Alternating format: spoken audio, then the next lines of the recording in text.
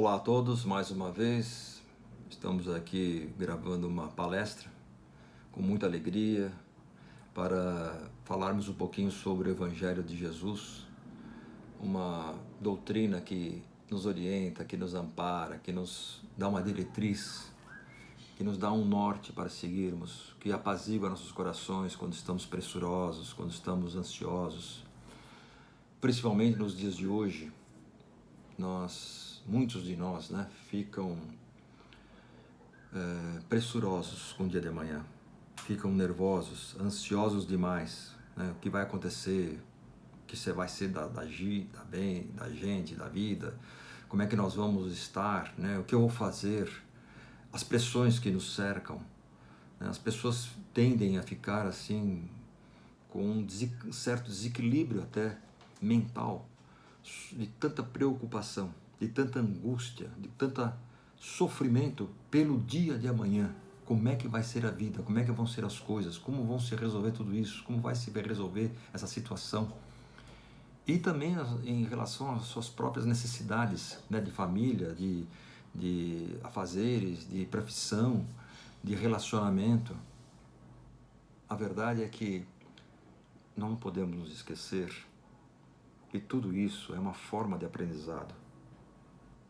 Tudo isso que nós passamos, essas angústias, estas provas, é uma forma de testar a nossa fé. Nossa fé no amanhã, nossa fé em Jesus, nossa fé em Deus. Para isso que nós estamos aqui. Nós não estamos aqui nesse planeta para comer, beber, dormir, viver a vida, construir coisas. Nós estamos para evoluirmos e sermos felizes. Evoluirmos como espírito imortal que somos. O tema que nos traz hoje aqui, nessa palestra, fala sobre essas necessidades e essas preocupações que nós temos com essas necessidades para amanhã, para o dia de amanhã, para o futuro. O que vai ser de nós? Como venceremos esses obstáculos? Fala de uma passagem que está no discurso do Sermão da Montanha do Mestre Jesus, e que foi transcrito e chegou até nós nos dias de hoje através do Evangelho de Lucas. Também fala do Evangelho de Mateus. E no Evangelho segundo o Espiritismo, nós vamos encontrar essa passagem no capítulo 25, entre os itens 6 e 8, onde fala: olhai as aves dos céus. Alguns dizem também: olhai os pássaros dos céus. Isso não importa, o sentido é o mesmo. O que importa é que essa mensagem, esta palavra de Jesus dada no Sermão da Montanha, nos dá uma diretriz de como nos portarmos, de como sermos, de como pensarmos, de como vencermos, de como vencer a nós mesmos. Imaginemos uma multidão de 5.000, 6.000 pessoas naquela época de Jesus, se agrupando em torno do Mestre. Dizem, segundo a mediunidade de alguns ícones do Espiritismo, que todos ouviam perfeitamente a mensagem do Mestre, mesmo sem microfones, mesmo sem alto-falantes, ao ar livre, no campo, no descampado, no alto de uma montanha, ouviam perfeitamente a sua voz, a sua mensagem. Imaginem se nós estivéssemos lá. Imaginemos estar lá, o privilégio que teria sido. Quem sabe nós estivéssemos mesmo, né? Quem sabe nós estivemos. E ainda estamos aqui no planeta tentando entender a lição. Pode ser. O fato é que essa lição, então, olhai as aves do céu, ela está escrita, está guardada no nosso Evangelho segundo o Espiritismo. E é tão bonita que vale a pena ser realmente lida para que possa ser perfeitamente entendida, para não se perder nenhuma palavra, né? Então, Jesus disse o seguinte, e que Mateus nos trouxe até hoje: não queirais entesourar para vós tesouros na terra, onde a ferrugem e a traça os consomem, e onde os ladrões os desenterram e roubam. Mas entesourais, sim, para vós tesouros no céu, onde não os consomem a ferrugem nem a traça, e onde os ladrões não o desenterram nem roubam. Porque onde está o tesouro, aí também estará o seu coração. Portanto vos digo, continua Jesus, não andeis cuidadosos da vossa vida, que comereis, nem para o vosso corpo que vestireis. Não é mais a alma do que a comida, e o corpo mais do que o vestido? Olhai para as aves do céu, que não semeiam, nem cegam, nem fazem provimentos nos celeiros, e contudo, vosso Pai Celestial as sustenta. Porventura não sois muito mais do que elas? E qual de vós, discorrendo, pode acrescentar um côvado à sua estatura?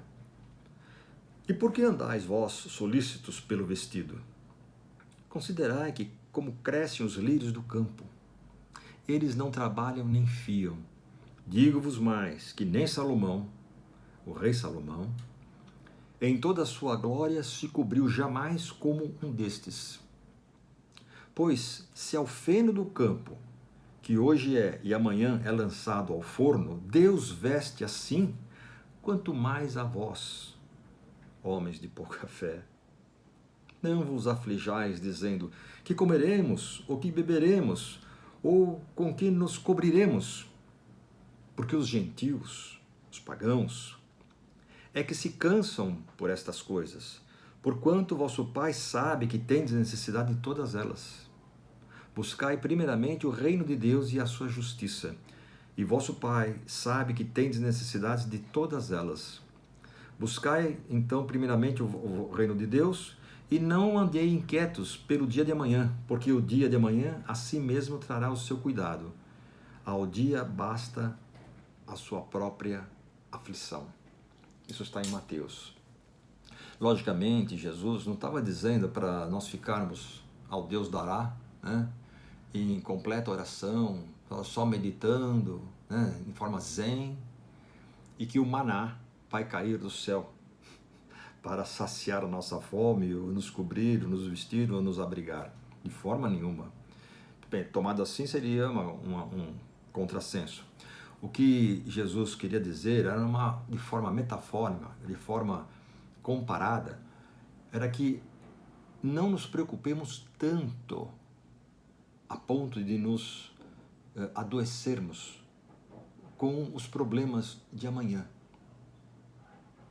Para hoje já basta os problemas de hoje. Os problemas de amanhã vamos deixar para amanhã. Vamos tentar resolver os problemas de hoje, hoje. De acordo com as nossas capacidades, nossas características, nosso esforço. É preciso que nos lancemos à lida, ao trabalho, à jornada, para buscarmos o que temos de comer, o que vestir, né, onde nos abrigar, como nos relacionar e como viver. É preciso que faça isso. Ninguém vai ganhar nada de graça. Não existe nada de graça aqui. Nem relógio trabalha de graça, né? Então, quando nós, o que é muito comum atualmente, estivermos encontrando essas dificuldades, este temor, esta aflição, que chega muitas vezes à beira da depressão, pelo dia de amanhã, a preocupação toma conta, os problemas, né, que nós temos parecem ficar tão gigantes que nos dominam a mente e o bom senso. Quando nós nos sentimos assim, lembremos-nos destas palavras: olhai as aves dos céus, elas não plantam, elas não semeiam, elas não colhem as sementes em celeiros, mas Deus as provê sempre, tudo que elas precisam. E não seremos nós mais do que elas como criaturas? A mesma coisa é olhar os lírios do campo. Para quem conhece o lírio do campo sabe que é uma flor belíssima, né? E nem Salomão, com todo o seu esplendor, o seu poder e a sua glória, conseguiu se vestir, se cobrir como um lírio de campo, para ficar tão belo quanto ele. E esse lírio, que na realidade é um vegetal que está no campo, um dia está lá e outro dia não está mais. Se Deus provia esta beleza para eles, que dizer para nós? que somos criaturas complexas, somos criaturas mais evoluídas que um lírio, que uma planta. Pelo menos deveríamos ser, né? Então não nos fiquemos pressurosos, tão temerosos com isso aí. Muitos de nós não sabem, mas como vou pedir? Como vou fazer? O que será de mim? Como é que eu vou resolver esses problemas? O dinheiro não dá, o emprego não chega, eu rezo e parece que quanto mais eu rezo, mais assombração me aparece. É que às vezes nós não encontramos a porta, a saída da situação, porque o temor pelo dia de amanhã é tão grande, tão desesperador, tão desestruturante, que nos arroja no desespero, na angústia e no desequilíbrio. Porque falta fé. Porque falta fé. Ajuda-te, que te ajudarei, disse Jesus. Os céus te ajudarão se você se ajudar. Ninguém vai ganhar nada de graça. Nós não estamos aqui no mundo para ganhar coisas de graça. Não vai vir um maná dos céus e cair sobre nós. Não existe isso. É preciso trabalho, é preciso dedicação, atenção, é preciso tempo, oração. As pessoas não sabem orar. As pessoas acham que ajoelhar em cima do milho, no canto do quarto, até os joelhos sangrar, é orar. Isso não é oração. Isso é uma demonstração equivocada de adoração. Bem equivocada. Porque a oração, ela se traduz em formas de trabalho, em ações sólidas, consistentes, de compreensão, de amor, de luta, de tentativa de acertos dentro daquilo que está dado, dentro daquilo que é possível a nós todos. Para todos nós é dada as mesmas oportunidades. Somos lírios do campo, somos aves dos céus. A fartura está aí, a natureza está aí para nos ajudar. O mundo está aí de oportunidades para nos testar, para nos auxiliar a evoluir. É que às vezes nós não queremos realmente nos dedicar a isso ou acreditar nisso. Ou esperamos que Deus nos responda especificamente e diretamente para nós, de uma maneira única. Nós pedimos tanto, né? Falando, meu Deus, você não me ouve, as coisas não acontecem para mim, por que comigo? Onde está, Senhor? Isso é uma injustiça. E a gente fica esperando que as nuvens se abram e Deus olhe para baixo, irmão, ouvi as suas preces, está aqui para você o que você me pediu. Isso não vai acontecer. Não é assim que acontece. Quando nós pedimos algo, vamos pedir com fé, mas pedir algo que seja plausível, lícito, meritório, né? Vamos pedir de coração, mas com um desejar profundo. Não é pedir assim, me dá tal coisa, eu quero tanto. Isso é criancinha que pede, né, ranheta. Nós temos que pedir com o coração, pedir com fé, mas é pedir de uma maneira profunda, sincera, clara, direta, com o melhor que nós tivermos lá de dentro, porque nós estamos falando com Deus, com Jesus, com a espiritualidade superior, não podemos nos esquecer disso. E aí, a resposta virá. O dia de amanhã virá para nós, se nós nos preocuparmos com o dia de hoje.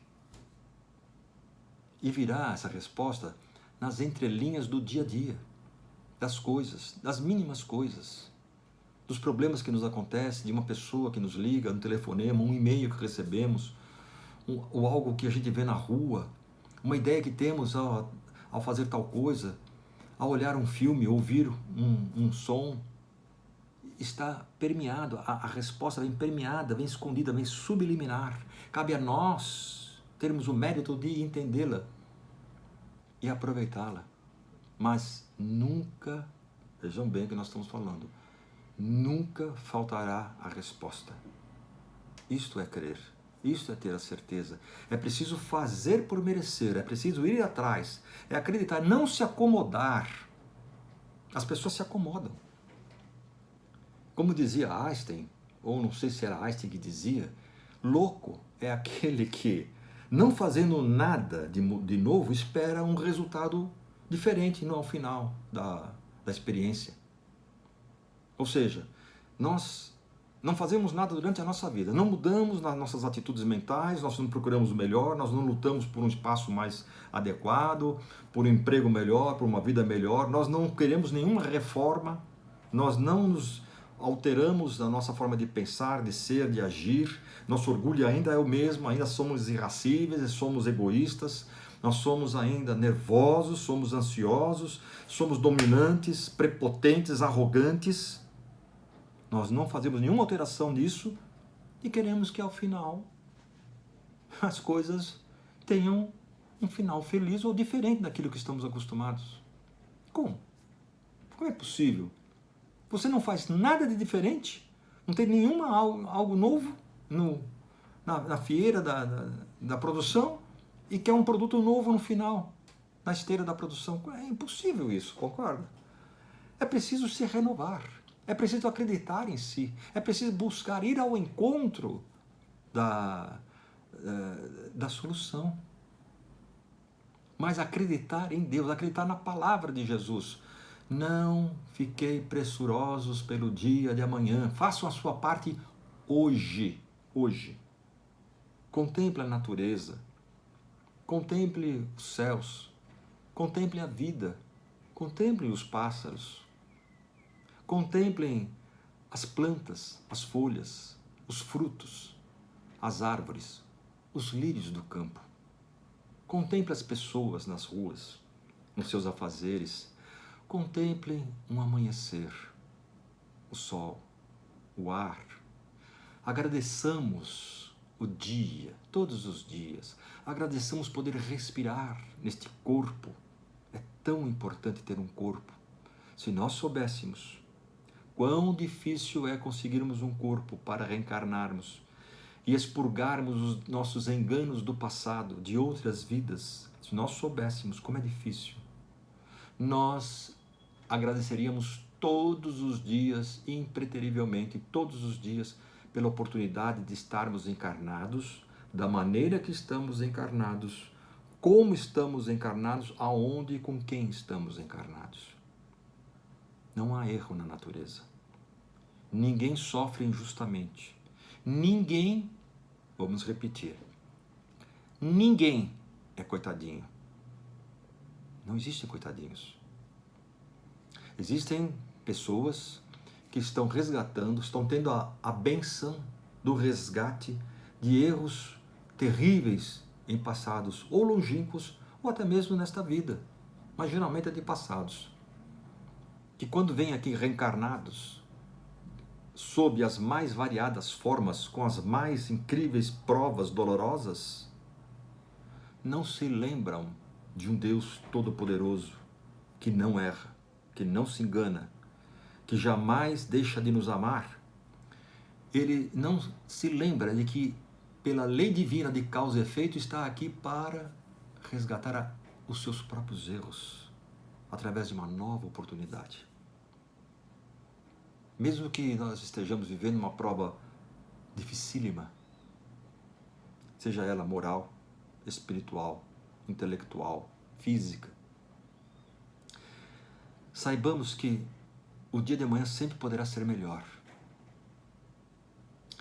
Se nós absorvermos a lição de hoje, amanhã estaremos melhor preparados para o dia de amanhã, para o mal do dia de amanhã. Então, deixemos que o mal do dia de amanhã a ele pertença. Não nos preocupemos tanto. Porque se nós estivermos nesse equilíbrio hoje, amanhã será um dia melhor.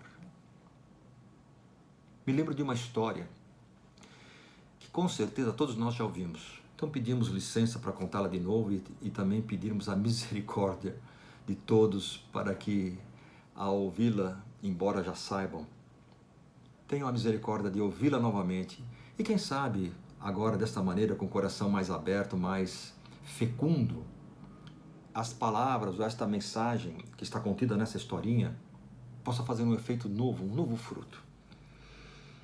Contam que havia um certo sábio, um certo mestre oriental com o seu discípulo, o gafanhoto, lembra-se do gafanhoto? Seu discípulo aprendiz, caminhavam numa floresta. E caminhavam alguns dias já, as provisões, os mantimentos já haviam escasseado, não estavam conseguindo mais água nem alimentos, e viram uma casa muito simples, bem simplesinha, pobrezinha, no meio de uma pequena planície, né? E se aproximaram da casa. Ao baterem na casa, já era uma certa tarde, né, avançado, quase noite. Abriu a porta um homem magro, sujo, um simples lavrador, né, com a sua família, morava naquela casinha, um casebre. E ele explicou, o mestre explicou que precisavam, se poderiam passar a noite, precisariam comida, algum alimento, e no dia seguinte iriam embora. A família, muito simples, acolheu-os. E durante o jantar, né, o pouco que havia de comida, né, algumas raízes, algumas verdurinhas, um pedaço de queijo e um pouquinho de leite. Foi o jantar daquela família. Na conversa, o mestre perguntou como é que eles viviam ali. E o lavrador, de uma maneira muito simples, explicou: olha, nós vivemos aqui já há muitos anos. Nós lutamos com muitas dificuldades. Eu, minha família, meus 3 filhos, aqui todos pequenos aqui. E lutamos, a gente planta aí uma verdurinha, uma cenourinha, uns legumes, uma coisa aqui numa hortinha. E temos uma vaquinha que dá leite todo dia. Então nós tomamos o leite, o pouco que sobra a gente faz uns queijos. E a gente come os queijos e ainda os queijos que sobram nós vamos até a cidade vender o queijo. E é assim que a gente vai vivendo, de uma maneira como Deus quer. É como Deus quer. O mestre ouviu aquilo, ficou quieto, mas agradeceu o jantar, a acolhida. E para o dia seguinte, ao despertar, ele se despediu da família e tomou o seu rumo novamente com o seu discípulo. Andando alguns quilômetros, o discípulo pergunta para o mestre: não haveria nada que nós pudéssemos fazer para aliviar a dor daquela família, aquela coisa tão sofrida, aquela vida tão difícil? Aí o mestre falou: ah, sim, gafanhoto, ah, sim. Faz o seguinte, você volta, eu te espero aqui, você volta, e sem que eles vejam, procure a vaquinha deles onde está, leve ela até um precipício próximo e empurre ela para o precipício. E certifique-se que ela morra. O gafanhoto, o discípulo, falou: mas mestre, o que me pedes? Como assim?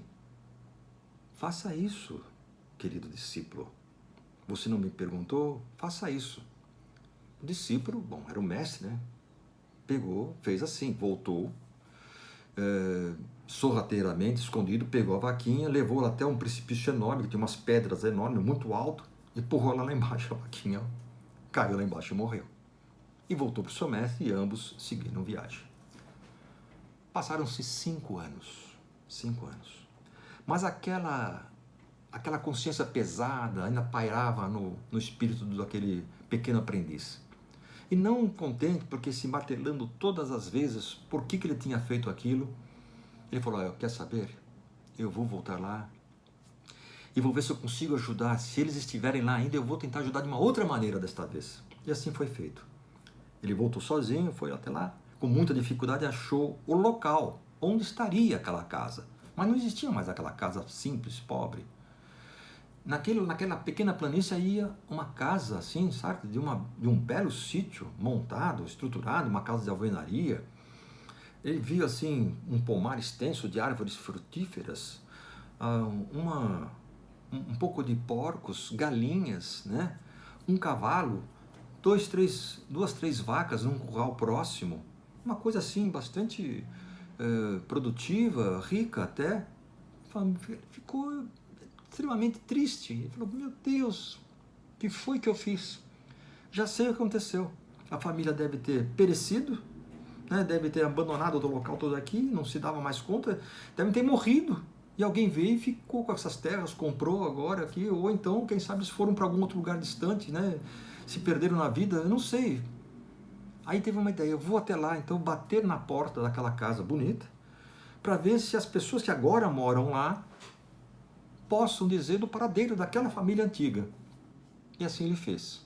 Bateu, quando a porta se abriu, para o seu espanto, era aquele mesmo lavrador, aquele mesmo homem que outrora havia recebido sujo, maltrapilho, magro, só que ele estava bem trajado, limpo, asseado, mais gordinho, corado, um sorriso nos lábios. E junto a ele, os filhos, crescidos, a mulher com um novo bebezinho também no colo, sorridente. Ele entrou na casa limpa, muito bonita, bem arrumada, com muita abundância dentro, com coisas boas, providências, né? Provisões. Sentou-se sob o convite daquelas mesmas pessoas, aí o discípulo disse: lembram-se que eu estive aqui há 5 anos atrás? Pois é, e agora eu venho visitá-los e encontro vocês dessa maneira. Que felicidade, que alegria, como o meu coração se alegra. O que aconteceu? Aí o homem explica para ele: ah, meu amigo, não queira saber. Depois que vocês foram embora, nós descobrimos que a nossa pobre vaquinha, eu não sei como, ela se desgarrou talvez à noite e caiu num precipício e morreu.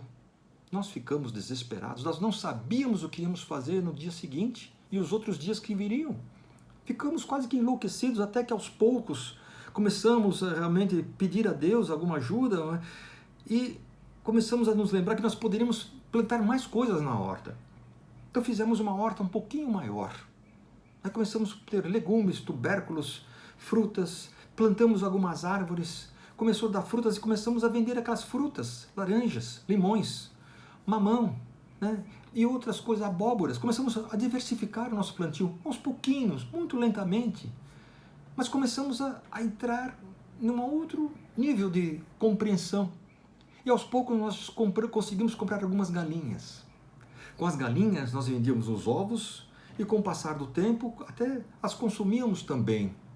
Aí compramos 2 porquinhos, 3 porquinhos e finalmente, com o passar do tempo, nós compramos também uma outra vaquinha, que aí começou a dar leite, produzimos mais leite e mais queijos, compramos uma segunda vaquinha, uma terceira vaquinha, ampliamos, compramos até ao lado para ampliar uma lavoura, enfim. E foi uma sucessão de coisas ao longo desses anos, mas tudo foi em função da necessidade que nós vimos, ou nós fazíamos isso ou nós morríamos. Ao invés de ficarmos chorando sobre o leite derramado ou sobre a vaquinha que foi para o brejo, nós resolvemos fazer alguma coisa, pedimos orientação do alto e chegou, não de uma maneira assim explícita, mas nos deu forças para achar o caminho, para lutarmos com as nossas próprias mãos e pés, com a nossa própria inteligência, com a nossa própria vontade e dedicação, e paulatinamente, dia após dia, nós vimos um novo alvorecer, um novo dia que se aproximava e trazia uma nova esperança de vida. E aquilo que parecia um horror naquele momento inicial, quando vimos a vaquinha morta, tornou-se a porta de uma libertação. Então nós agradecemos a Deus, no fundo parece um paradoxo, mas agradecemos que a vaquinha tenha morrido, porque sem isso nós não nos libertaríamos da nossa ociosidade, do nosso comodismo, da nossa falta de ação, e nós não estaríamos evoluídos e não alcançaríamos o que somos hoje, uma família feliz, próspera, saudável, com uma riqueza relativa, mas evoluída, muito, muito melhor do que nós tínhamos e éramos no passado. E essa história, meus amigos, apesar de ser uma história, se encaixa perfeitamente aqui nos dias de hoje e nesse aprendizado e nessa lição que nos convida a olhar as aves do céu e os lírios do campo, as aves do nosso céu, os lírios do nosso campo. E todos nós temos os nossos campos, os nossos lírios, as nossas coisas a fazer e a multiplicar. Se nós tivermos esperança, coragem de enfrentar a adversidade e lutar, sem esmorecer, sem achar que uma tragédia é o fim da vida, é o fim da possibilidade de evoluir, porque aquela tragédia pode estar apenas escondida naquela tragédia, a porta de algo maior. pode estar escondido atrás daquela dificuldade, daquele problema, daquele obstáculo que parece intransponível, a solução. Porque a necessidade, às vezes, cria a oportunidade de nós evoluirmos. Olhai as aves do céu, olhai os lírios do campo que está às nossas voltas, e nos contentemos com o dia de hoje, sem nos esquecermos que o dia de amanhã virá inexorável, mas melhor, se nós fizermos por merecer, acreditarmos em Deus, entregarmos o nosso espírito e a nossa luta a Ele, nos recomendar, lutemos, façamos a nossa parte, passo a cada passo, luta a cada luta, sem nos esquecermos de que sem isso não será possível vencer.